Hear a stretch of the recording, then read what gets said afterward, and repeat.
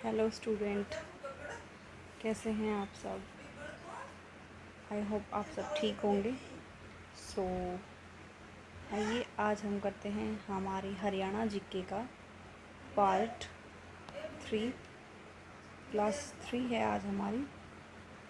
So class start करते हैं, ठीक है। आई होप प्रीवियस क्लासेस आप सभी को समझ आ गई होंगी। सो आइए आज हम करते हैं महाभारत की स्टडी, ठीक है। देखो, महाभारत का जो अन्य नाम था वो था जय संहिता, ठीक है। यहाँ से क्वेश्चन इस टाइप से उठ जाए कि जय संहिता किसका दूसरा नाम है, महाभारत का, रामायण का, किसी का भी पूछ सकते हैं। तो महाभारत का एमसीक्यू क्वेश्चन में आ सकता है। विशेषता इसमें क्या, विश्व का सबसे बड़ा महाकाव्य है ये महाभारत। उपनाम है पांचवा वेद, हम इसको बोल सकते हैं। पांचवा हमारा जो पांचवा वेद है, पूछ लिया जाए कौन सा है, महाभारत। या महाभारत कौन सा वेद आता है, पांचवा, तीसरा, चौथा, दूसरा, कुछ भी पूछ सकते हैं। पांचवा वेद हमारा। भाषा संस्कृत में लिखा गया था ये।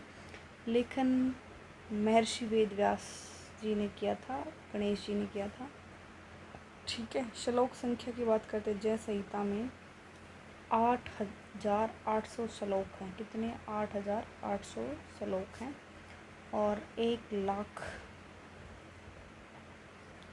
ठीक है। रचनावधि 3 साल की, 3 साल लिखा गया था। युद्ध स्थल और काल की बात करते हैं। युद्ध स्थल कुरुक्षेत्र में हुआ था। कुरु का क्षेत्र बोला जाता है, कुरु का जंगल, या श्रीकंठ जनपद भी कह सकते हैं हम इसको, ठीक है। ओके, सो कहाँ हुई थी? कुरुक्षेत्र। राजा कुरु के द्वारा कुरुक्षेत्र युद्ध इसी भूमि पर लड़ा गया था, ठीक है। अब राजा जो कुरु था, इनका बेटा था राजा शांतनु। राजा शांतनु जो था, उसकी शादी हुई थी। पहली शादी देवी गंगा से हुई, दूसरी सत्यवती से हुई थी। जो शांतनु था ना, शांतनु तो था, उसकी 2 शादी हुई थी। एक तो गंगा से हुई थी, एक सत्यवती से हुई थी, ठीक है। राजा कुरु, ठीक है, इसका बेटा शांतनु। अब देखो, जो उसकी पहली शादी थी देवी गंगा से हुई थी। देवी गंगा का जो पुत्र था वो था देवव्रत, या भीष्म पितामह भी बोल सकते हैं। भीष्म पितामह सुन रखा होगा ना महाभारत में। ये देवव्रत नाम था इनका। ये शांतनु का बेटा था देवव्रत, भीष्म पितामह। गंगा से शादी हुई थी पहली, उसका बेटा था ये। दूसरी सत्यवती हुई।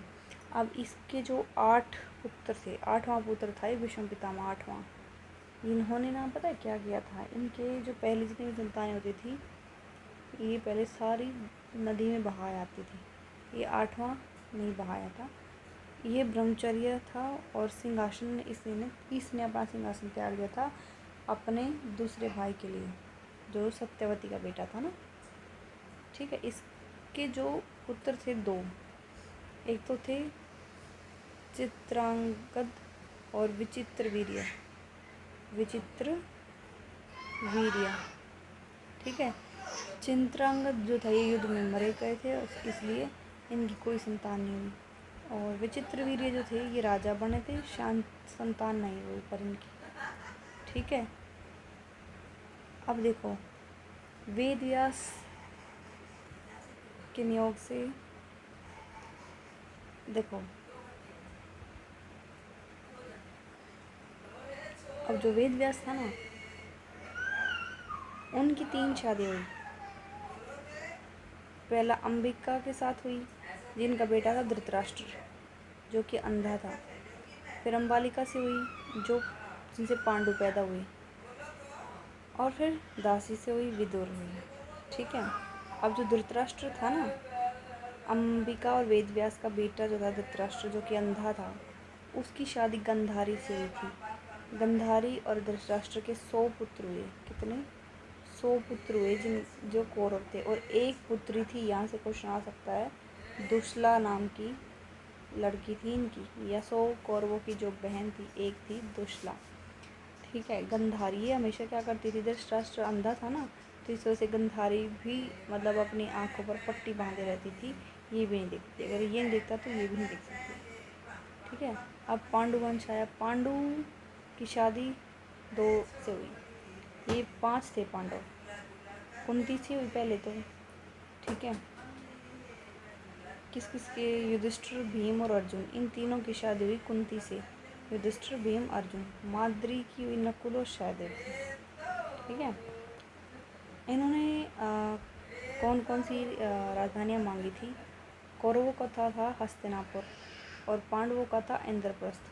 ठीक है, प्रमुख स्थान और घटनाएं की बात करें तो पूजा स्थल है भीमा देवी मंदिर है, महाकाली की पूजा पंचकुला। ठीक है, द्रौपदी घाट है। 13वां दिन आमीन गांव, अभिमन्युपुर। ठीक है, और अश्वत्थामा जो है आथी वध इसमें किया गया था। घटोत्कच का वध भी किया गया था। ठीक है, तब उस टाइम पे श्री कृष्ण ने क्या कहा था, मतलब जब घटोत्कच जो मारा गया उस टाइम पे श्री कृष्ण ने शंख बजाकर संकेत दिया। तो उन्होंने बताया, जब उनसे पूछा कि किस का वध किया गया, तो वहाँ उसने कहा नर नहीं गज, अभी तो हाथी मरा है। अब उसके बाद आ गया अभिमन्यु वंश। अभिमन्यु वंश में आता है, अभिमन्यु का पुत्र था परीक्षित। परीक्षित किसका बेटा था? अभिमन्यु का। परीक्षित का पुत्र था जन्मेजय। ठीक है, अब आगे कर्ण संबंधी स्थल कौन कौन से हैं? कर्ण झील है करनाल में, गऊ कर्ण तालाब रोहतक में है, कर्ण का टीला कुरुक्षेत्र में। ठीक है, 5 गांव थे मांगे गए थे, पांडवों ने 5 गांव मांगे थे। जब उनका मामा जो था ना, कौरवों का जो मामा था, वो उनके साथ गेम खेल रहा था। ठीक है, उन्होंने जो गेम खेला ना, तो उस टाइम पे उन्होंने उसको हरा दिया। इस टाइप के पासे थे उसके पास कि हर बार वही जीतता था। तो जब उन्होंने पांडवों को हराया ना, हराने के बाद उनको जो सज़ा मिली वो उनको कह दिया गया कि तुम लोगों को वनवास करना, यहाँ नहीं रहना। ठीक है, जब वो वापस आए तो सारा राज्य उसने, सब कुछ राजपाट उन्होंने ले लिया उनका सारा। बेचारे वो आए तो उन्होंने देखा हमारा तो कुछ भी नहीं है इधर। तो उन्होंने कहा एटलीस्ट हमें 5 गांव तो दे दीजिए। पानप्रस्थ, सोनप्रस्थ, तिलप्रस्थ, श्रीप्रस्थ, 5वां था बागपत। पानप्रस्थ पानीपत को कहा जाता था, सोनीपत को, तिलपत को, और श्रीप्रस्थ जो है आधुनिक आज के टाइम में दिल्ली इंद्रप्रस्थ, और 5वां बागपत। हिरण्यकश्यप युद्ध से पूर्व राजसूय यज्ञ हुआ। नवग्रह कुष्ठ कैथल में, छोटी काशी, वामन पुराण हलचल, कुरुवंश वर्णन है इसमें, बर्बरिक सुदर्शनधारी है ये। युधिष्ठिर जीवित स्वर्ग प्राप्त हुआ इन्होंने। नकुल का दिग्विजय रोहतक क्षेत्र ये आया हुआ था।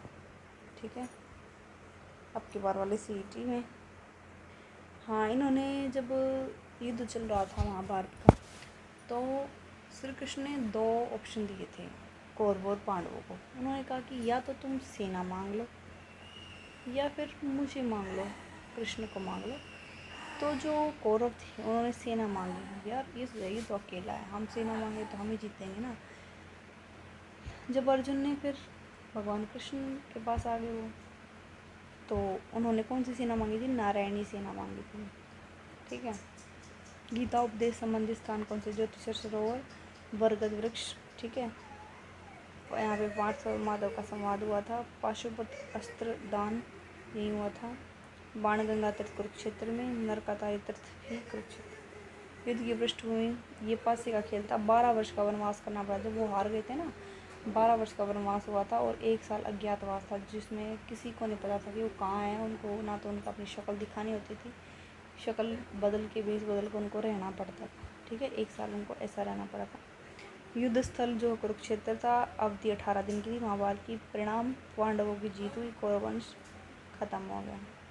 गीता उपदेश की बात करते हैं तो युद्ध में अर्जुन को श्री कृष्ण का उपदेश दिया गया। अर्जुन को उपदेश दिया श्री कृष्ण ने ज्योतिषर में, कुरुक्षेत्र में। अर्जुन का रथ जो है कपिध्वज था, हनुमान जी का ध्वजा। ठीक है, कौरवों का जो प्रथम सेनापति था भीष्म पितामह था। कौरव का दूसरा सेनापति गुरु द्रोणाचार्य था। तीसरा जो सेनापति कर्ण था। पहला भीष्म पितामह, दूसरा द्रोणाचार्य कौरवों का, तीसरा सेनापति कर्ण था। श्री कृष्ण के शंख का नाम पांचजन्य था। ठीक है। श्री कृष्ण के नाना का नाम देवक था। कृष्ण ने शिशुपाल का वध कर दिया था। भगवान कृष्ण का जन्म मथुरा में हुआ था। महाभारत में शकुनी का जो वध था वो 18वें दिन हुआ था। जब तक ये नहीं खत्म हुआ तब तक वध महाभारत खत्म नहीं हुई। ठीक है। शकुनी कौन था? उनका मामा था। पांडु ने अपने अज्ञातवास के दौरान विराट नगर में 1 साल बिताया था। कौन सी जगह पे बिताया था पूछ लिया जाए। 1 साल का जो अज्ञातवास था वो कौन से? विराट नगर में। पिंजौर का पुराना नाम विराट नगर था। विराट नगर किसको बोल रहा है? पिंजौर को बोल रहा है। ये महाभारत काल में पिंजौर को विराट नगर कहते थे। अज्ञातवास में युधिष्ठिर का नाम कंक था। भीम का नाम बल्लभ था। नकुल का नाम ग्रंथिक था। अर्जुन का नाम बृहनल था। और सहदेव का नाम अरिष्टनेमी था। ठीक है। इन सबके नाम थे अज्ञातवास में। उनको अपना ना तो नाम बताना था ना शक्ल दिखानी थी। ठीक है। तो पिंजौर में रहे थे वो। ठीक है। सो यहाँ पे आपका ये लेक्चर ख़त्म होता है महाभारत। तो आई होप आप सभी को समझ आ गया। तो ये इम्पोर्टेंट पॉइंट्स थे जो आपको याद रखने हैं महाभारत से रिलेटेड, जहाँ से क्वेश्चन आ सकता है। ठीक है। Thank you guys. सो अगर आपको वीडियो अच्छी लगे तो लाइक करना, शेयर करना और सब्सक्राइब करना। ठीक है। देखिए, आप जो लाइक करते हैं और सब्सक्राइब करते हैं तो इससे हमें मोटिवेशन मिलता है। ठीक है। जिससे और अच्छे कंटेंट लाने की कोशिश करती हूँ मैं। ठीक है। सो जितना आप लोग मोटिवेट करेंगे उतना ही अच्छा कंटेंट आपको प्रोवाइड करेंगे। ठीक है। और अच्छे अच्छे टॉपिक्स पर मैं वीडियो बनाऊँगी। ठीक है। So thank you guys. Quick revision series हमारी यूँ ही बनी रहे, आप देखते रहें। ठीक है। Okay guys, thank you.